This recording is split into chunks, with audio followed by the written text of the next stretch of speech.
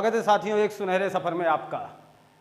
आप जैसा देख पाते हैं सब कुछ वैसा होता नहीं है, हम जैसा देख पाते हैं सब कुछ ज़रूरी नहीं है वैसा हो। बहुत कुछ हमारे देखने के नज़रिए पर निर्भर होता है। मेरा आपसे कहना है, आज आपकी मेहनत, आपकी आज की मेहनत आपके कल की सफलता की चाबी है। ये ध्यान रखें, आज की मेहनत कभी जाया नहीं जाएगी। आपको हमेशा एक सुनहरे सफ़र पे मेरा जोड़ने का प्रयास होता है।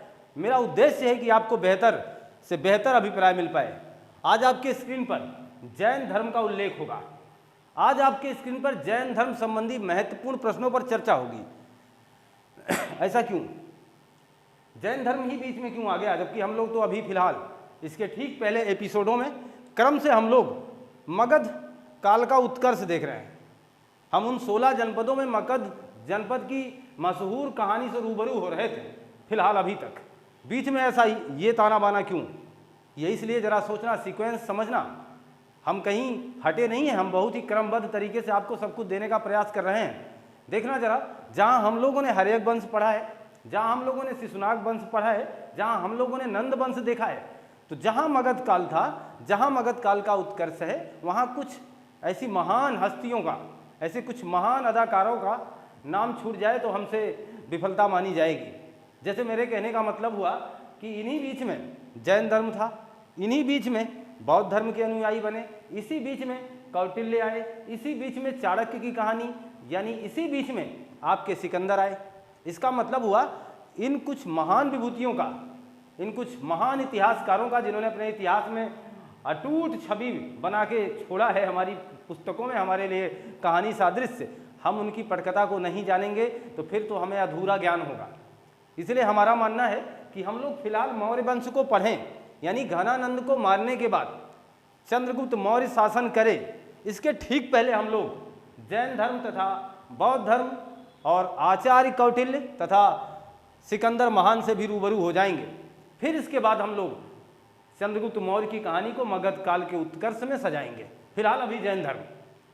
हमारा मानना है कि आप समझ गए ये सीक्वेंस कहाँ से आया और क्यों मैं इसकी बात कर रहा हूँ। अब जरा ध्यान दीजिए, जैन धर्म क्या है?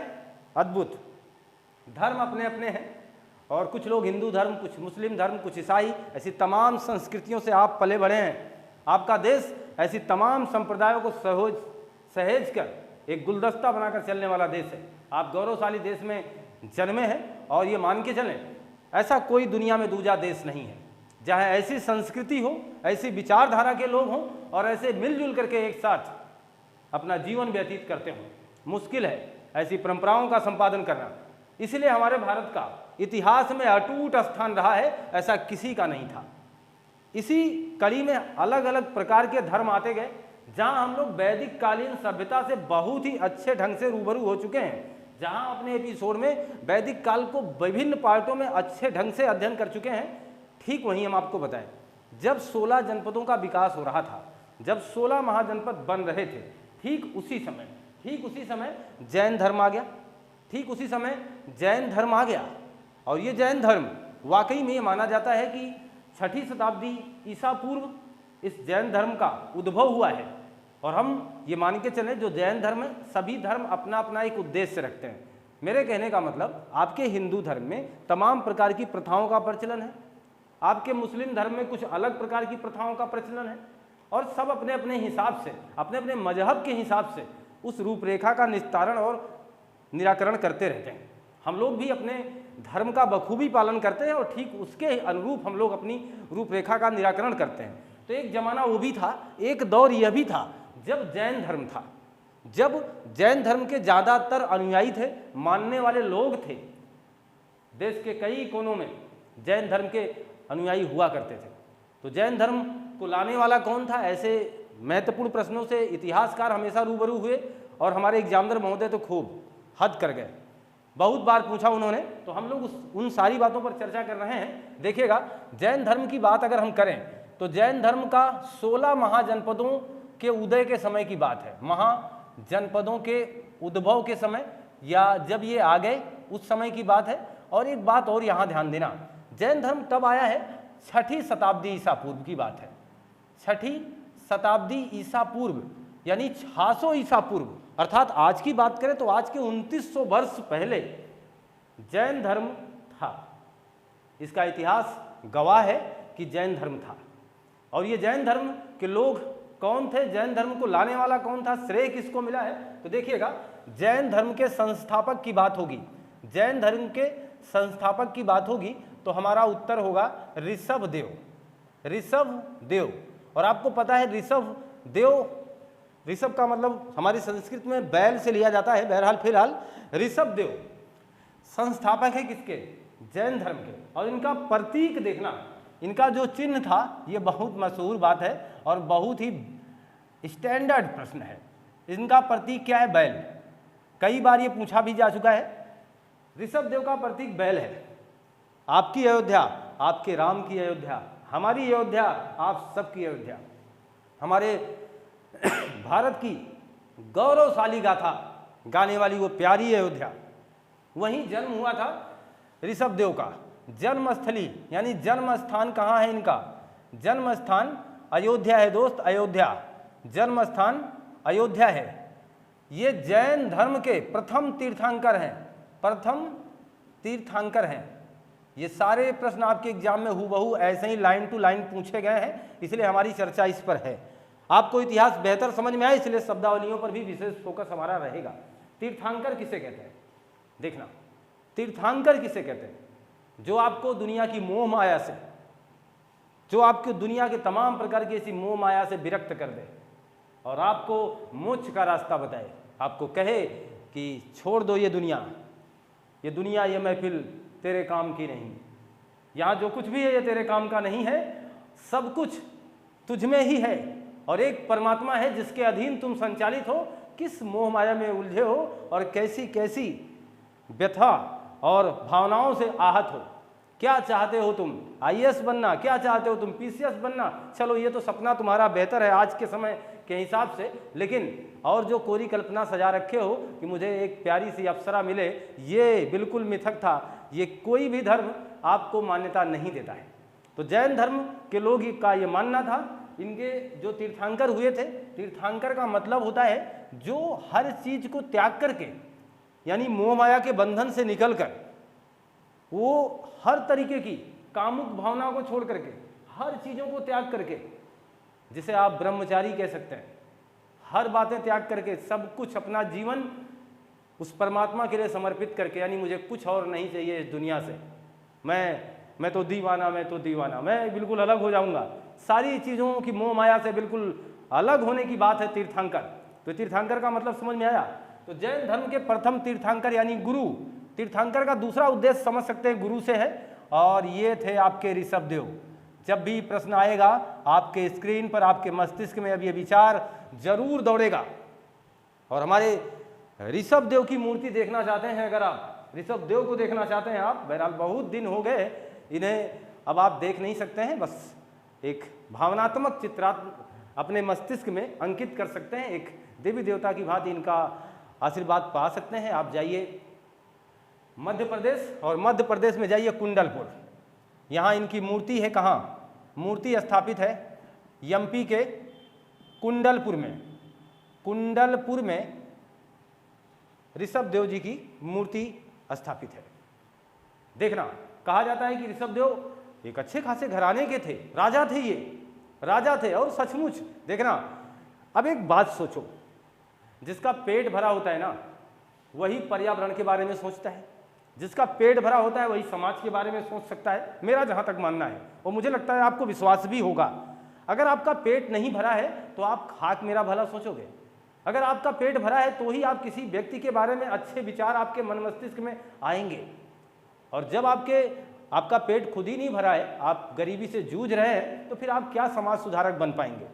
तो ऋषभ देव एक राजा थे, यानी धन संपदा वैभव की कोई कमी नहीं थी। अचानक मन परिवर्तित होता है, अचानक अध्यात्म की तरफ आकर्षण होता है, अचानक मोह माया को त्यागने की जी इच्छा होती है। जैसे लोग पलायन कर जाते हैं दुनिया को छोड़ करके, अचानक ऐसी विरक्तता आ जाती है शरीर के अंदर, आपका मस्तिष्क आपसे कहता है कि सब कुछ बेकार है। तो ऋषभ देव से भी इनके मस्तिष्क ने कुछ इसी तरीके की विचारधारा उत्पन्न की, और इन्होंने 30 वर्ष की अवस्था में गृह त्याग किया, घर छोड़ दिया। घर छोड़ हुए सन्यासी, घर को छोड़ दिया। और देखना, ऋषभ देव राजा थे, और राजा होने के साथ साथ इनके अद्भुत बात है 100 पुत्र थे। अच्छा, इतिहास बहुत अलग होता है, मजेदार होता है। अब सोचो, एक दो पुत्र की बात नहीं है, ऋषभदेव के पास 100 संतानें थीं, 100 पुत्र, और उनमें से सबसे बड़े और सबसे कर्मठशील, सबसे बुद्धिमान पुत्र थे भरत। और भरत को इन्होंने दिया सिंहासन। यानी ऋषभदेव के अगर पुत्र की बात आ जाएगी ना, पुत्र की बात अगर आएगी, ऋषभदेव के पुत्र की अगर हम बात करेंगे तो इनमें आएंगे भरत। भरत सबसे बड़े थे, सबसे बुद्धिमान थे, सबसे योग्य थे। अतः ऋषभदेव ने ये सोचा कि क्या दिक्कत है, दे दो इन्हें। त्याग दिया घर, छोड़ दिया कि अब मैं चला, हम तो चले परदेश, हम तो परदेसी हो गए। यानी हम एक मुसाफिर हैं और अब सफ़र पे निकल चले। जिंदगी एक सुहाना सफ़र है और इसी सफ़र में हम अपने उद्देश्य की प्रतिपूर्ति के लिए अब रवाना हो चुके हैं। अब हम एक अद्भुत सफ़र पे हैं जहां हम लोगों को ज्ञान से परिचित कराएंगे कि है क्या जीवन। देखिए, भरत को सिंहासन मिला और इन्हीं के नाम पर यह माना जाता है हमारे देश का नाम भारत पड़ा है। ऋषभदेव के पुत्र यानी इनकी संतान। हमारे प्रथम तीर्थंकर की बात हुई। ऐसे कुल मिलाकर के जैन धर्म में 24 तीर्थंकर हुए हैं। कितने? 24 तीर्थंकर का उल्लेख है जैन धर्म में। लेकिन 24 का महत्व तो नहीं है हमारे इतिहास में। हमारे इतिहास में महत्व है या तो पहले का या तो फिर सबसे ज़्यादा आखिरी का, यानी 24वें तीर्थंकर का। ठीक ठाक कुछ बात 23वें तीर्थंकर से भी प्रश्न पूछे गए हैं, इसलिए हम 23वें भी तीर्थंकर पर चर्चा कर रहे हैं। देखिएगा, 23वें तीर्थंकर कौन थे? 23वें तीर्थंकर थे पार्श्वनाथ जी।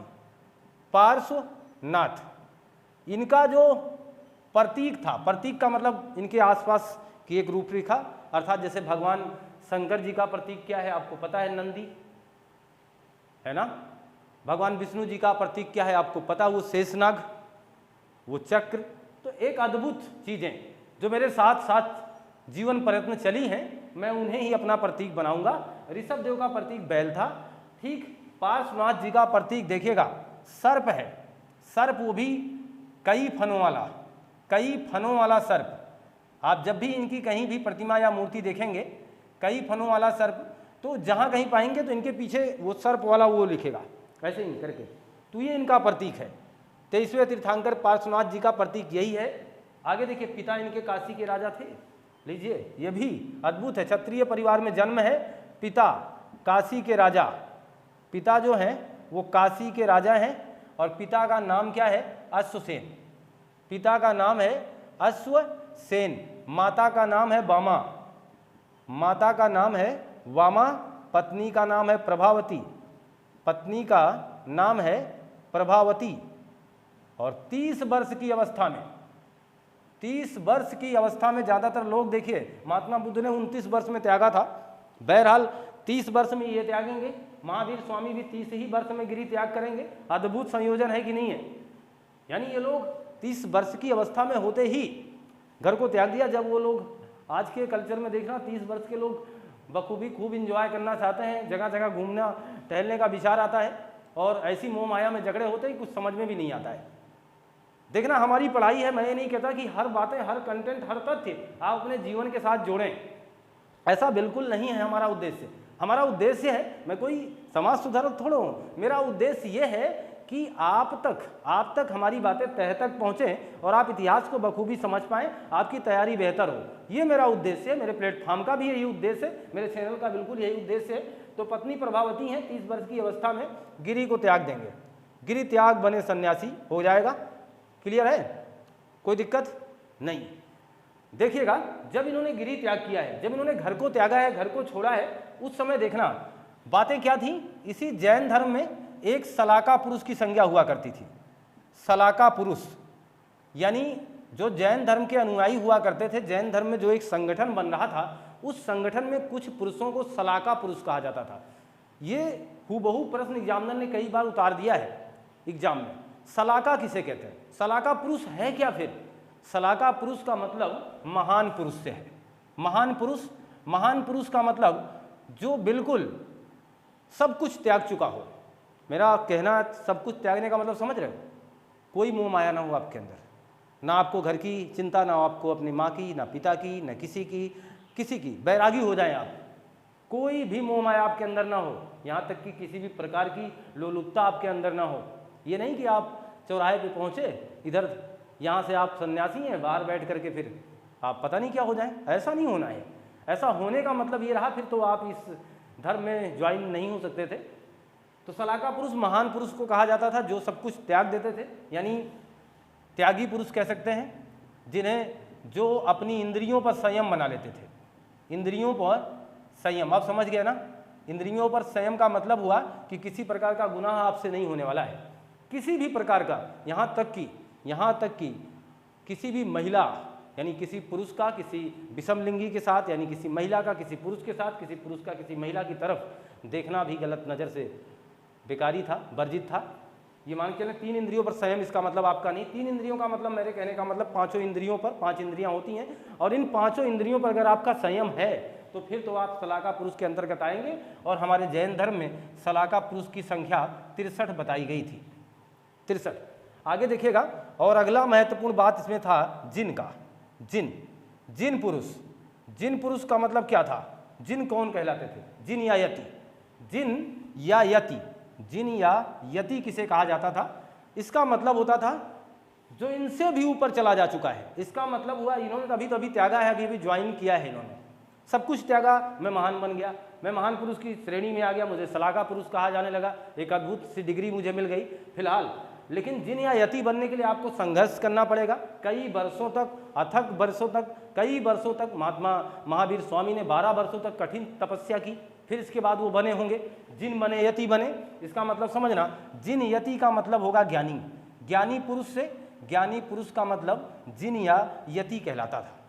यहाँ तक की बातें हमारी आपको समझ में बिल्कुल आ रही होंगी। मेरा पूरा मानना है कि आपको कंटेंट बिल्कुल अच्छा लग रहा होगा। अभी फिलहाल मैं आपको यहीं पर चर्चा बनाए रखूँगा, जाने वाला बिल्कुल नहीं हूँ।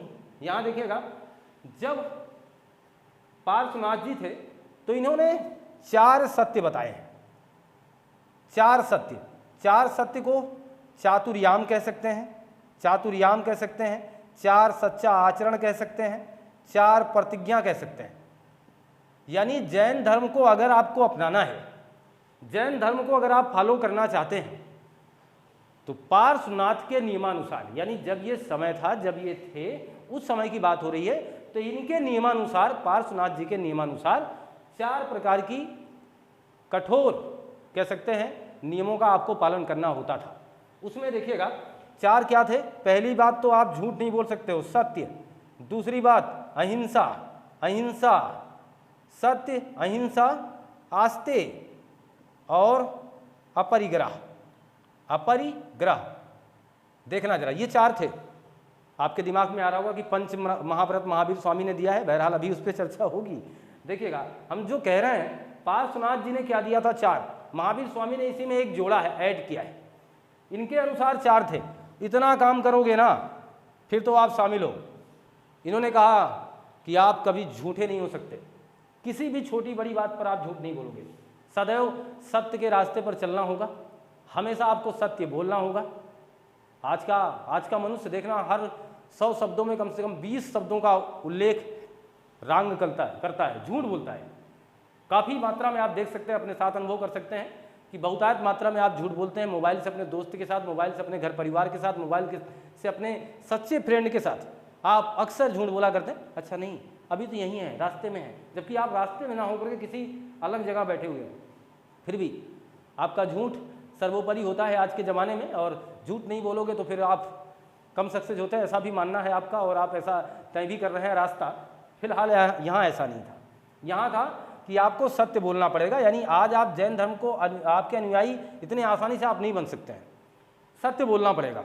दूसरी बात, जो बात बात पे झगड़ा करते हो ना, बात बात पे मारते हो ना, अहिंसा का रास्ता अपनाना पड़ेगा।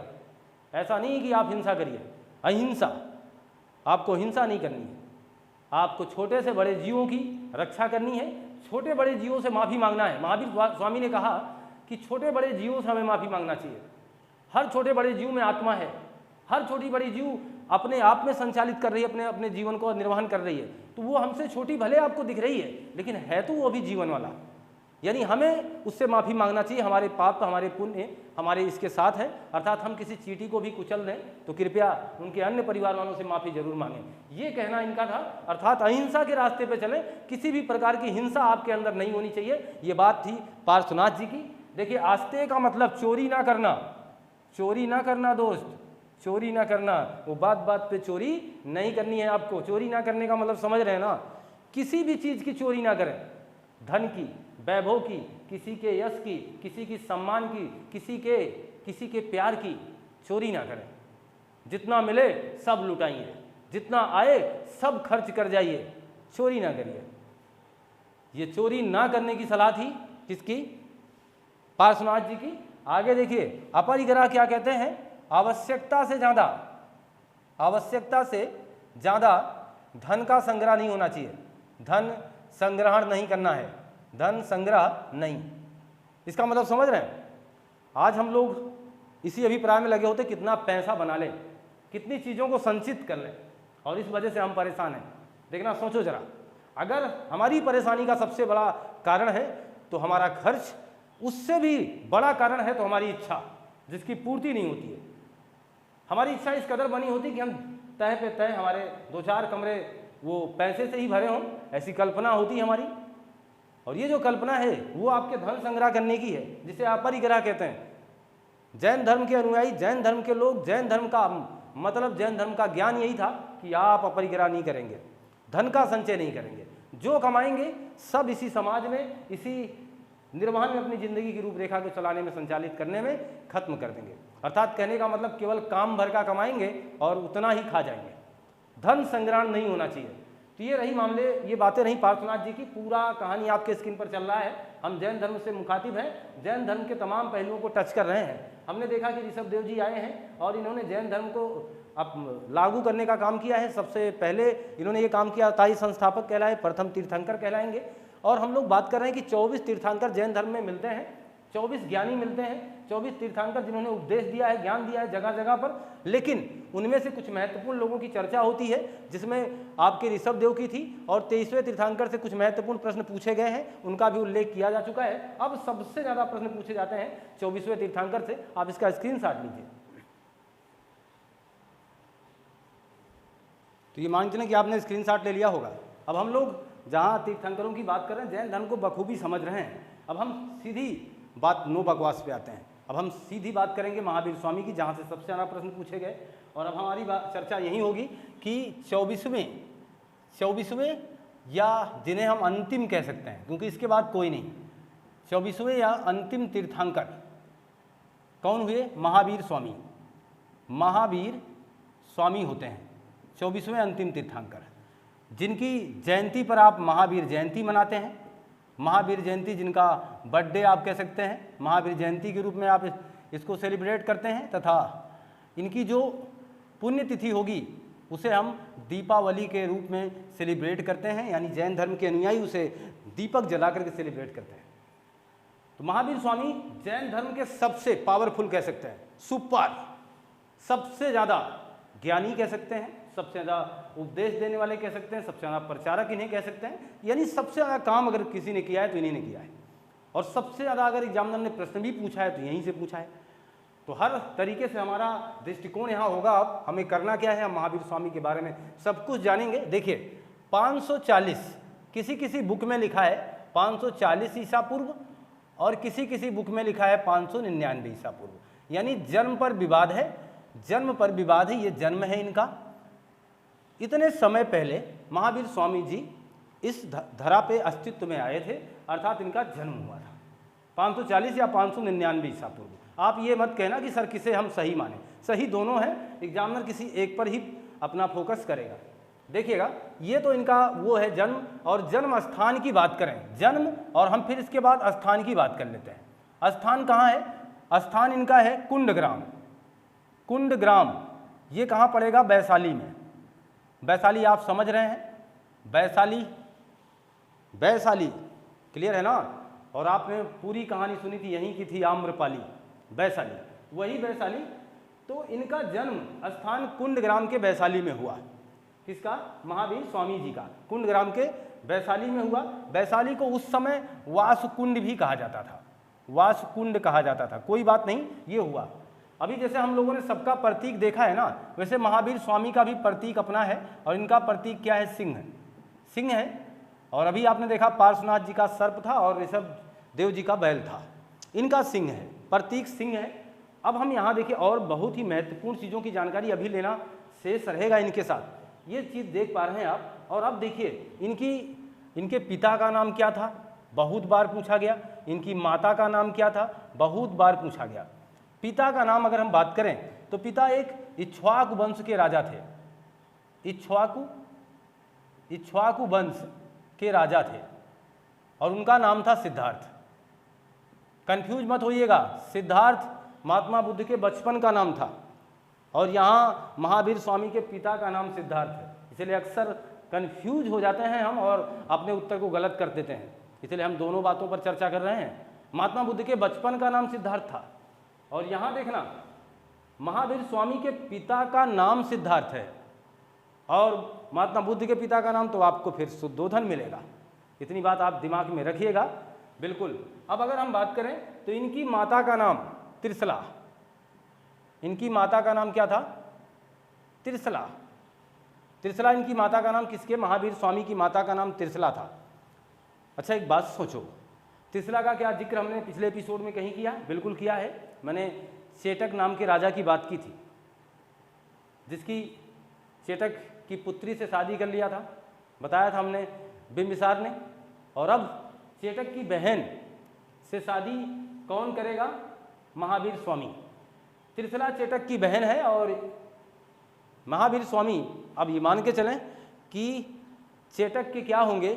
जीजा होंगे, और त्रिशला की शादी होगी महावीर स्वामी से। जी हाँ, तो ये शादी हो जाएगी। माता का नाम हमने लिख दिया त्रिशला। और भी लोग हैं परिवार में, उनका भी नाम याद कर लीजिए। भाई नंदीवर्धन थे, जिनसे पूछ करके इन्होंने गिरि का त्याग किया था, भाई नंदीवर्धन। और पुत्री देखना, पुत्री का नाम है प्रियदर्शना, प्रियदर्शना ये पुत्री है, और जिसकी शादी युवावस्था होने पर जिसकी शादी की जाएगी, यानी अब इनके दामाद भी आएंगे।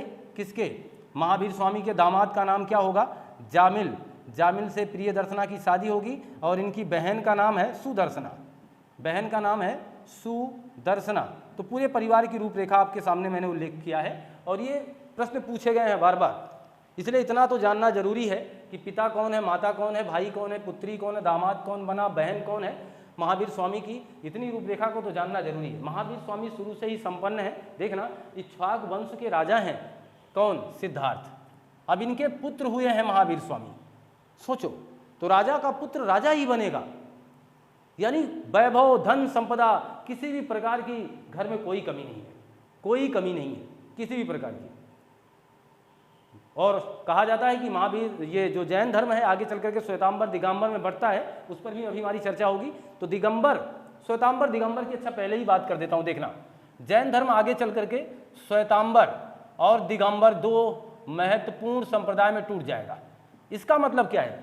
जैसे हम लोग किसी भी त्यौहार को सेलिब्रेट करते हैं तो अलग अलग तरीके से, कुछ लोग कुछ अलग तरीका अपना लेते हैं, कुछ लोग अलग तरीका अपना लेते हैं, कुछ आज ही मना लेते हैं, कुछ कल मनाते हैं। डेट में भी फर्क होता है कि नहीं होता है? होता है ना। तो इसका मतलब हुआ कि हमारे अनुयायी अलग अलग हैं, हमारे ही धर्म में हम अलग अलग प्रकार की रूपरेखा का निराकरण करते हैं। ठीक वही बात थी, जैन धर्म अब तक ठीक ठाक चल रहा था, लेकिन महावीर स्वामी के मरने के बाद, मरणोपरांत जब महावीर स्वामी को मोक्ष प्राप्ति होती है, महावीर स्वामी निकल जाते हैं, दुनिया से पलायन कर जाते हैं, उसके बाद जैन धर्म को फॉलो करने वाले लोग, इसके अनुयायी लोग आपस में थोड़ा सा बखेड़ा करते हैं। बखेड़ा का मतलब ये टंड घंट करते हैं और ये अपने अपने मतों के अनुसार अलग अलग हो जाते हैं। तो दिगंबर श्वेतांबर दो में बढ़ जाते हैं। श्वेतांबर का मतलब था कुछ लोग सफ़ेद वस्त्र धारण करने वाले थे, जिनका मानना था कि सफ़ेद वस्त्र धारण करना बहुत ही जरूरी है, वो एक तरफ हो गए। उनकी सोच अलग थी, उनके कुछ महत्वपूर्ण अलग अलग आकांक्षाएं थी। और दिगंबर जो थे, इनका मानना था कि ये वस्त्र वस्त्र का कोई मतलब नहीं, हम सीधे निवस्त्र ही रहेंगे और निवस्त्र रहने पर ही हमें मोक्ष की प्राप्ति होगी, ये वस्त्र से नहीं। लेकिन श्वेतांबर का मानना था कि हमें एक वस्त्र तो पहनना ही चाहिए और उस वस्त्र का कलर सफ़ेद होना चाहिए। तो ये महत्वपूर्ण मानना था श्वेतांबर और दिगंबर में। मेरा मानना है कि आप ये समझ चुके होंगे।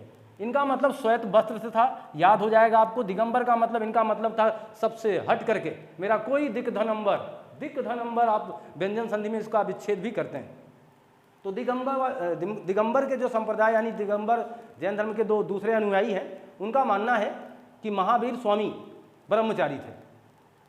ब्रह्मचारी का मतलब वो ब्रह्मचर्य जीवन अपनाना चाहते थे और वो बार बार अपने घर वालों से कहा करते थे कि देखना पिताजी, मैं शादी नहीं करूँगा, मुझे, वो शुरू से ही इनके अंदर होता क्या है, देखिए जब कोई बच्चा कुछ किसी क्षेत्र में जाना चाहता है तो उसके अंदर शुरू से कुछ ऐसी अलौकिक गुण आना शुरू हो जाता है और वो उस अभिप्राय को जब समझ जाता है तो ठीक वही रूपरेखा अपना भी लेता है।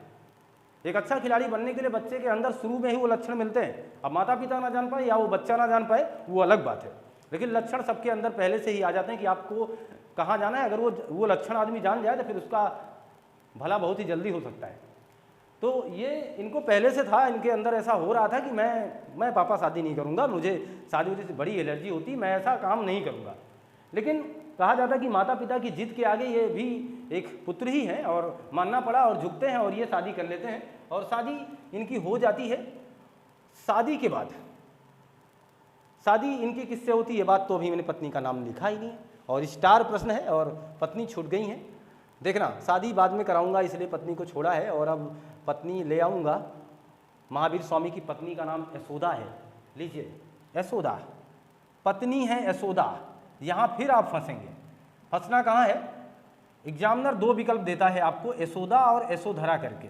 जब भी पूछेगा कभी इनकी पत्नी का नाम तो दोनों में कन्फ्यूजन हो जाता है स्टूडेंट साथियों को। लेकिन आप ध्यान देना, महावीर स्वामी की पत्नी का नाम यशोदा है और महात्मा बुद्ध की पत्नी का नाम यशोधरा है। ये बात ध्यान रखिएगा। दोनों लोगों की पत्नियों का नाम बिल्कुल काफ़ी मैच कर रहा है, इसलिए इस पर फोकस कर रहे हैं। तो पत्नी यशोदा से इनकी शादी हो ही जाती है। इस कन्या से, खूबसूरत कन्या देख करके पिता सिद्धार्थ ये सोचते हैं कि ऐसी लड़की से शादी करो कि ये इसका जो ज़्यादा ये भ्रम बना के बैठा है ना, इसका सारा भ्रम टूट जाए। अच्छा ठीक है, शादी होती है और एक समय के लिए महावीर स्वामी भी पागल हो जाते हैं और अपनी पत्नी की खूबसूरती को देख करके उसके कामुक जाल में फंसी जाते हैं और कई वर्षों तक ये भूल जाते हैं कि हम करने क्या आए हैं। यानी इनके अंदर जो वो संचालित हो रहा था, मैं शादी नहीं करूँगा, मैं ये नहीं करूँगा, वो सारी मोह माया में जकड़ उठते हैं। ये सारी मोह माया में जकड़े जाते हैं और पत्नी के प्यार में बहुत ही अच्छे ढंग से डूब जाते हैं। लेकिन होता क्या है, 30 वर्ष की अवस्था में अचानक इनके अंदर तमाम प्रकार के परिवर्तन शुरू होते हैं और ये एक बहुत बड़ा निर्णय लेकर के, बहुत बड़ा डिसीजन लेकर के अपने भाई नंदिवर्धन को सूचित करके कि भैया ये सारा राजपाट आपका है। और नंदिवर्धन ने भी सोचा होगा कि चलो ठीक है, कोई बात नहीं, मैं संभाल लूँगा। इन्होंने अपने भैया से कहा कि सारा राजपाट आपका है, मुझे ऐसी कामुक वस्तुओं से कोई लेना देना नहीं है जो मुझे अपनी तरफ बुला रही हैं। मेरा जन्म इसलिए नहीं हुआ है, मेरा काम अभी बहुत कुछ है। ऐसी बड़ी बड़ी बातों को कह करके नंदिवर्धन जी को मना करके महावीर स्वामी जी घर को त्याग देते हैं। 30 वर्ष की अवस्था में, देखिए 30 वर्ष की अवस्था में गिरी त्याग दिया इन्होंने। अब घर त्याग हुए सन्यासी कि तू माँ की आज्ञा तो सिरधर रही रहा, लेकिन सन्यासी बन गए। सबको छोड़ा है, सुंदर सी पत्नी को छोड़ा है, पूरे परिवार को छोड़ा है, सारी मोह माया को त्याग दिया है, निकल गए हैं। और मैं ऐसा नहीं कहूँगा कि आप भी इन सारी बातों को अनुसरण करें, लेकिन फिर भी देखिए कहानी कितनी प्यारी है। सब कुछ त्यागा है। अगर आप इतना त्याग सकते हो कि केवल मोह माया त्याग दो, बहुत बड़ी चीज़ छल कपट त्याग दो, अहिंसा का रास्ता अपना लो, सत्य का रास्ता अपना लो, अपरिग्रह कर लो, तो बिल्कुल आपका जीवन बहुत ही बेहतर चलेगा। बहुत ही, जहाँ धन संचय की इच्छा को मन से निकाल दो, आप एकदम सुगम जीवन जीने के लिए तत्पर हो जाएंगे। इस दृष्टिकोण से इतना ही ले जाइए, घर ना त्यागिए। लेकिन फिर भी ऐसे तमाम और भी इनमें गुण हैं, तमाम ये संप्रदाय, ये धर्म हमें बहुत कुछ बता रहा है। इस धर्म से हमें बहुत कुछ लेने की ज़रूरत है और वो चीज़ हम ले करके अपने जीवन को अच्छा बना सकते हैं। देखिएगा, अब हम बात करेंगे 30 वर्ष की अवस्था में गिरी त्याग दिया है। कठिन परिश्रम है, 12 वर्ष की घोर तपस्या, 12 वर्ष की घोर तपस्या। सोचो, 12 वर्ष कम नहीं होते हैं दोस्त, वो तब जब आपके साथ कोई ना हो। 12 वर्ष की घोर तपस्या तब जब आपके साथ कोई ना हो, केवल आपके अनुयायी हों, केवल आपको चाहने वाले और मानने वाले हों, बस आपके साथ, आपका परिवार ना हो, आपको कोई अलग तरीके से प्यार देने वाला ना हो, आपका कोई ख्याल इस कदर रखने वाला ना हो कि भैया खाना खाए कि नहीं खाए, आपको कोई ये पूछने वाला ना हो, फिर आप देखना आपका एक पल 12 वर्ष की बात कहाँ, एक दिन की बात करता हूँ, आपको मज़ा बड़ा अजीब सा लगेगा जीवन। जो घर छोड़ करके बाहर स्टूडेंट्स स्ट्रगल कर रहे हैं, पढ़ाई कर रहे हैं, उनसे पूछो जरा, उन्हें कोई पूछने वाला नहीं होता, बेचारे वो बार बार ये सोचते कि मेरी मेहनत कब रंग लाएगी और कब मैं अपने परिवार के साथ जाऊंगा। है ना ये सपना सबका, और है ना ये दर्द सबको। सोचो 12 वर्ष की कठिन तपस्या, 12 वर्ष का त्याग है ये, और ये तपस्या कर रहे हैं। तपस्या वो भी निवस्त्र होकर के, कोई वस्त्र शरीर पर धारण नहीं किया है। इसलिए मैंने कहा सब कुछ त्यागा है इन्होंने, कुछ नहीं। ये नहीं कि मैं ये पहनूंगा, मैं वो पहनूंगा, कुछ नहीं पहनूंगा मैं। निवस्त्र अवस्था में होकर के इन्होंने लगातार वो क्या कहते हैं उपासना की, और लगातार भगवान की भक्ति में लीन रहे। और होता क्या है, होता क्या है दोस्त, होता ये है विपुलाचल पहाड़ी, विपुलाचल पहाड़ी, साल वृक्ष के नीचे, साल वृक्ष के नीचे, महात्मा बुद्ध को पीपल वृक्ष के नीचे, विपुलाचल पहाड़ी साल वृक्ष के नीचे। ये लीजिए, यहाँ जो हमारी बात चल रही है, इन्होंने क्या किया है, विपुलाचल पहाड़ी साल वृक्ष, ये सारी बातें इसलिए मैं साथ साथ जोड़ रहा हूँ। साल वृक्ष के नीचे इन्हें ज्ञान मिला। ज्ञान मिलता है कहाँ, साल वृक्ष के नीचे। ऐसा मानना है, ऐसा मानना है कि ये 12 वर्ष की कठिन तपस्या आप रंग लाई है। एक साल वृक्ष के नीचे महावीर स्वामी में अद्भुत शक्ति आई है। यही है तपस्या, यानी कठिन तपस्या करने वालों की कभी हार नहीं होती है, और मेहनत करने वालों की कभी हार नहीं होती, आपको सब पता है। तो मेहनत करना है, स्ट्रगल है जीवन। और ये चीज़ देखिए, साल वृक्ष के नीचे तपस्या करते करते इन्हें 42 वर्ष की अवस्था में, भाई 30 में निकले थे तो 42 वर्ष की अवस्था में इन्हें ज्ञान प्राप्त होता है। और ये साल वृक्ष के नीचे किस नदी के किनारे, रिजुपालिका नदी, यहीं महात्मा बुद्ध की बात आती तो निरंजना नदी याद रखिएगा। रिजुपालिका नदी के किनारे महावीर स्वामी जी को ज्ञान प्राप्त होता है, जबकि महात्मा बुद्ध जी को ज्ञान प्राप्त हुआ था निरंजना नदी के किनारे। उनका एपिसोड आना अभी बाकी है। तो हम लोग बात कर रहे हैं विपुलाचल पहाड़ी का। क्या ये क्यों लिखा है, क्योंकि पहली बार पहला उपदेश यहीं दिया था इन्होंने। जैसे महात्मा बुद्ध ने सारनाथ में दिया था, वैसे इन्होंने विपुलाचल पहाड़ी के आसपास दिया, जो कि बराकर नदी के किनारे है। और ये कहाँ पड़ेगी, झारखंड में। इसका मतलब हुआ, हम अब समझ सकते हैं कि महावीर स्वामी ने झारखंड में जाकर के बराकर नदी के किनारे, वहाँ एक पहाड़ी है जिसका नाम है विपुलाचल पहाड़ी, वहाँ इन्होंने पहला उपदेश यानी पहला ज्ञान दिया था। इसका मतलब ज्ञानी होने के बाद, जैसे मैं एक शिक्षक हो जाऊं, फिर पहली बार कब मैंने अपनी शिक्षा की शुरुआत की, कब मैंने टीचिंग की शुरुआत की, और कब मैंने पहली लाइन क्या बोली और कहाँ बोली। इतने मशहूर हो जाने के बाद कि आज आपको सब कुछ जानेगा, तो लोग आपको भी जानेंगे कि आपने पहला उपदेश कब और कहाँ दिया था। ये चीज़ तो पहला उपदेश इन्होंने दिया बराकर नदी, झारखंड। ये चीज़ आपके सामने मैंने रख दिया है। अब देखिएगा, कुछ महत्वपूर्ण बातें और मैं कर दूंगा कि इनके जो उपदेश थे वो किस भाषा में थे, तो मागधी भाषा में थे। बाद में इन्होंने क्या किया, अर्ध मागधी में भी उपदेश दिया। अर्ध मागधी भाषा में क्या दिया इन्होंने, उपदेश दिया, भाषा में उपदेश दिया। क्लियर, सारा काम ये कर रहे हैं, देखना सारी चीज़ें। अब ये ज्ञानी पुरुष यानी बन चुके हैं यति, और अब ये पूरा ज्ञान बांटेंगे, पूरी दुनिया को अलग अलग तरीके से अपने सिद्धांतों से समझाएंगे। और ये क्या करेंगे, देखना। जैसे अभी फिलहाल आप इसके ठीक पहले देखे थे, 4 सत्य बताया था पार्श्वनाथ ने। ये कहेंगे 4 नहीं, 5 महाव्रत का पालन करना होगा।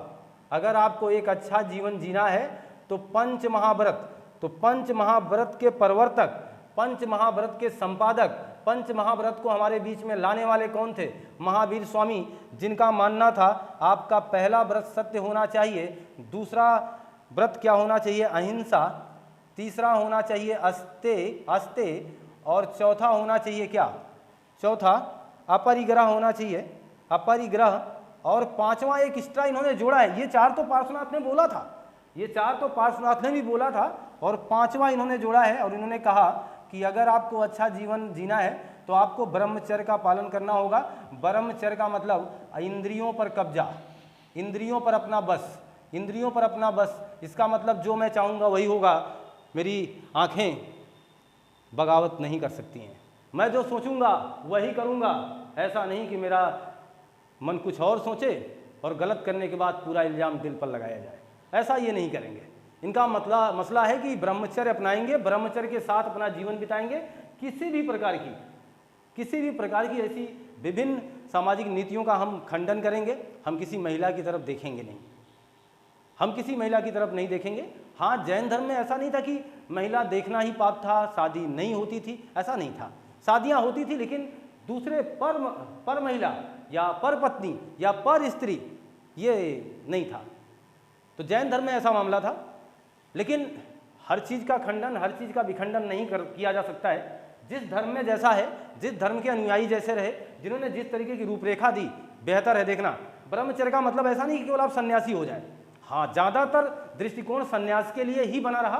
आप किसी भी महिला को नहीं देखेंगे और आप किसी भी महिला के साथ नहीं बैठेंगे उठेंगे, ये मान के चले। ये था ब्रह्मचर्य। तो मेरा मानना है आपको इंद्रियों पर कब्जा कर लेना है, यानी आपको इन कामुक भावनाओं से बाहर चला आना है, ये ब्रह्मचर्य था। और इन 4 चीज़ों के बारे में तो मैंने पहले उल्लेख कर दिया।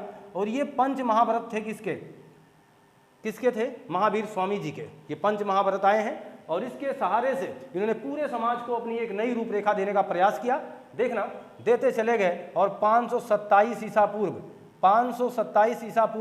72 वर्ष की आयु में, 72 वर्ष की आयु में पावापुरी कुशीनगर जान रहे हैं आप?